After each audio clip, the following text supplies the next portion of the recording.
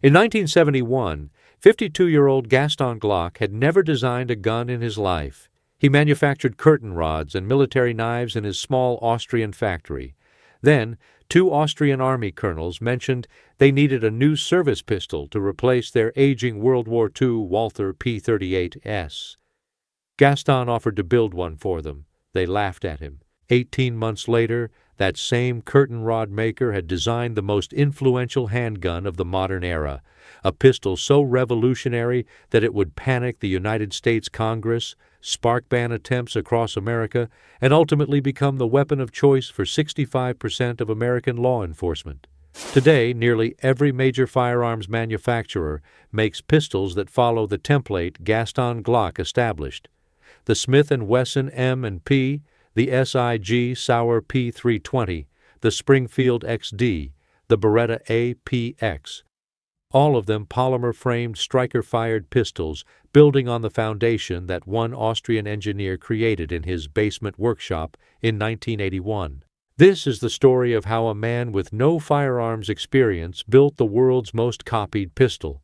Gaston Glock was born in Vienna on July 19, 1929. His father worked for the Austrian railway system.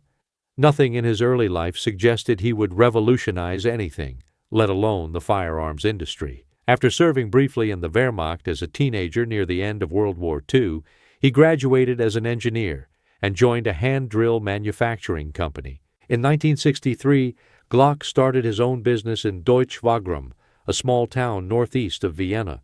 The company began with just 3 employees manufacturing consumer goods from wood, polymer, and metal. Curtain rods were among the first products.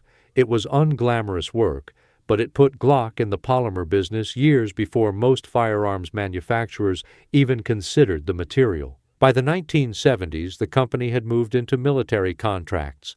Glock developed and produced field knives, components for fragmentation grenades, and machine gun belt links for the Austrian Army. The knife that mattered most was the FM-78, a field knife adopted by the Austrian military for use with their new Steyr AUG rifle. That contract gave Glock his foot in the door with the Austrian Ministry of Defense. The knife featured a polymer handle and sheath, which won the contract over traditional all-metal designs. The Austrian Army placed an immediate order for 25,000 knives. Glock had proven he could work with both steel and advanced polymers, though firearms remained completely outside his experience. That changed in early 1980 when Glock overheard a conversation between 2 senior Austrian Army officers during a routine visit to promote his polymer products. They were discussing the urgent need to replace the military's World War II-era Walther P-38 pistols with something modern. The aging sidearms were unreliable and outdated compared to what other NATO armies were carrying. The Austrian Ministry of Defense had formulated 17 strict criteria for their new service pistol. It had to be self-loading, fire the NATO standard 9mm parabellum round, and withstand 15,000 rounds without significant maintenance. The pistol needed to be safe from accidental discharge, even if dropped from 2 meters, and it had to perform in temperatures ranging from -40 to +50 degrees Celsius. When Gaston Glock introduced himself to the officers and offered to build a pistol that met their requirements, they laughed at him. Here was a curtain rod manufacturer with 0 firearms experience, proposing to compete against legendary companies like Heckler and Koch, SIG Sauer, and Beretta. These firms had been making firearms for decades, some for over a century. But Gaston Glock had something the established manufacturers lacked. He approached the problem with no preconceived notions about how pistols should be built. While traditional manufacturers were locked into steel frame construction and complex mechanical systems, Glock saw an engineering challenge that could be solved with modern materials and simplified mechanics. Glock assembled a team of Europe's leading handgun experts from military, police, and civilian shooting circles. He consulted with firearms specialists, giving him insight into both the potential and pitfalls of plastic gun construction. Within 3 months, they had developed a working prototype. The design was radical for 1981. Instead of a traditional steel frame, Glock used a lightweight polymer frame with an embedded steel chassis for structural integrity. The firing mechanism was striker-fired rather than hammer-fired, eliminating dozens of parts found in conventional pistols. Where a typical revolver of the era contained over 70 components, the Glock used just 34 parts total. The polymer frame weighed significantly less than a steel frame, yet proved stronger and more durable. The synthetic material absorbed recoil better than steel, improving accuracy and reducing felt recoil for the shooter. The frame could be injection molded to precise specifications, ensuring consistent manufacturing tolerances that hand-fitted steel frames couldn't match. Glock tested each prototype himself, firing with his non-dominant left hand so that if the gun exploded during development, he could still draw blueprints with his right hand. The testing was methodical and brutal, with thousands of rounds fired through each iteration to identify weaknesses and refine the design. By early 1982, Glock was ready to submit samples for the Austrian military trials. Different manufacturers had entered the competition, including established giants like Heckler and Koch, SIG Sauer, Beretta, and FN Herstal. The testing would be exhaustive, covering all 17 military requirements plus additional endurance and abuse tests. The trials pushed each pistol to its breaking point. Weapons were dropped, submerged in mud, frozen, overheated, and subjected to sand and dust contamination. They were fired thousands of times without cleaning or maintenance. The military wanted a sidearm that would function reliably under the worst possible conditions. Glock's pistol, designated the P-80 for the Austrian trials, outperformed every competitor. In a test that allowed for 20 malfunctions per 10,000 shots, the Glock prototype jammed only once. Its polymer construction proved more durable than traditional materials, and the simplified mechanics meant fewer points of failure. Friedrich Deschamps, former head of the Austrian Armaments and Defense Technology Agency, later stated that the Glock P-80 was clearly superior to other handguns in terms of performance, handling, charging capacity, and price. The Austrian military adopted it as their standard sidearm in 1982, ordering 25,000 pistols. Glock named his pistol the Glock 17, not because it held 17 rounds, but because it was his 17th patent application. The fact that the standard magazine also held 17 rounds of 9mm ammunition was pure coincidence. The pistol entered Austrian service as the Pistol 80, marking the beginning of the polymer pistol revolution. But Gaston Glock's real success story was just beginning.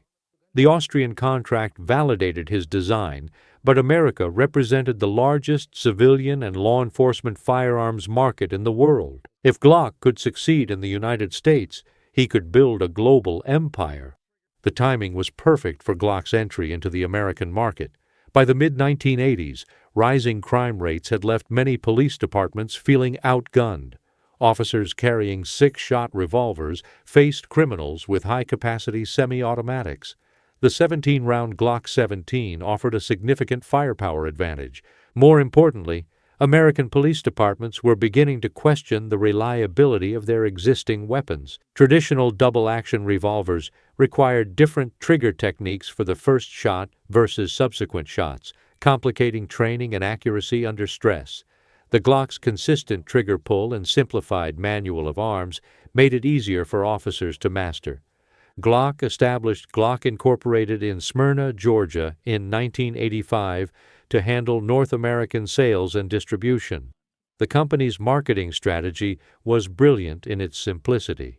Rather than competing on price with established American manufacturers, Glock positioned their pistol as a premium product with revolutionary technology. Police departments began adopting the Glock 17 at an unprecedented rate. The Miami Police Department became one of the first major agencies to make the switch, followed by departments in New York and Los Angeles. Each adoption generated media attention and validated the design for other agencies considering the change. By 1990, over 300,000 Glock pistols were in use across North America. The Austrian company had achieved something that seemed impossible just a decade earlier, displacing established American manufacturers in their home market through superior engineering and reliability. But success in America brought unexpected consequences.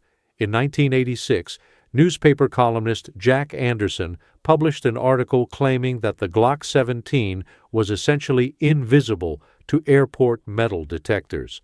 The column, titled "Gaddafi Buying Austrian Plastic Pistol," alleged that the Libyan dictator was purchasing Glock pistols for terrorist operations because they could slip past security systems undetected. The claim was completely false. While the Glock did use polymer for the frame, the slide, barrel, springs, and internal components were all steel. The pistol contained over 19 ounces of metal, making it easily detectable by any properly calibrated metal detector. Federal testing confirmed that Glocks were no less detectable than traditional all-steel pistols, but the damage was done. The American media latched onto the plastic gun narrative with sensational headlines about terrorist weapons and undetectable firearms.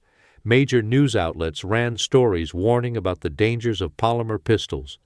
The coverage was technophobic and largely inaccurate, but it generated genuine public concern. Anti-gun groups seized the opportunity to push for new restrictions. Gun control advocates promoted the plastic gun issue as a way to reinvigorate the gun control debate. The plastic gun controversy was seen as helpful for moving gun control legislation in a positive direction. The media coverage painted a picture of an exotic terrorist weapon when in reality the Glock was already being adopted by hundreds of American police departments. The same pistol that reporters called a hijacker special was becoming standard issue for law enforcement officers across the country. Congressional hearings began in 1987, with lawmakers demanding action to prevent undetectable firearms from reaching American shores. Initial proposals would have banned any handgun containing less than 8 ounces of steel, which would have outlawed thousands of existing firearms, including many small revolvers and derringers made primarily from aluminum alloys. The proposed legislation faced immediate opposition from the firearms industry and shooting sports organizations. Opponents pointed out that federal agencies had already testified that no truly undetectable firearms existed or were feasible with current technology. Even the Glock, with its polymer frame, contained enough metal to trigger any properly functioning detector. The original bill would have effectively banned the Glock despite its detectability, along with numerous traditional firearms that happened to contain less than the arbitrary 8-ounce steel threshold. The legislation faced criticism for being overly broad and targeting lawful firearms that posed no actual detection threat. Negotiations in Congress eventually produced a compromise. The Undetectable Firearms Act of 1988 was introduced, requiring firearms to contain at least 3.7 ounces of steel or produce a recognizable image on airport X-ray machines. The final bill was carefully crafted to ensure it would not affect any existing firearms, including the Glock.